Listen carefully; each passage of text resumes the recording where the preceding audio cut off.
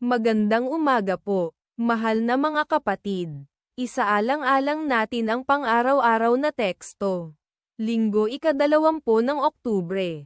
Ang sambahayan ni Israel ay tatangjing makinig sa iyo. Ezekiel. Kabanata 3 versikulo 7. Magtanong, ano pa ang ginawa ni Jehovah para palakasin si Ezekiel? Ang Espiritu ng Diyos ang nagbigay kay Ezekiel ng lakas na kailangan niya para matupad ang kanyang misyon ng pangangaral sa matigas ang ulo at matigas ang ulo na mga Hudyo sa kanyang teritoryo.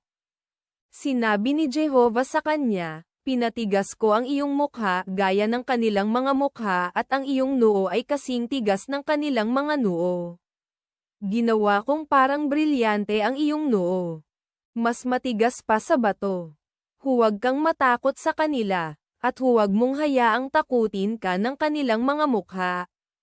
Ezekiel, Kabanata 3 versikulo 8, Siyam.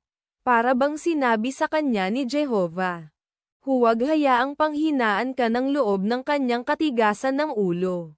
Gagawin kitang matatag. Mula noon, pinangunahan ng Espiritu ng Diyos si Ezekiel sa teritoryo kung saan kailangan niyang mang-aral.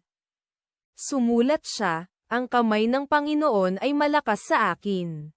Kinailangan ng 1 linggo ang propeta upang maunawaan ang mensaheng kailangan niyang ipahayag. Ezekiel, Kabanata 3 versikulo 14, 15.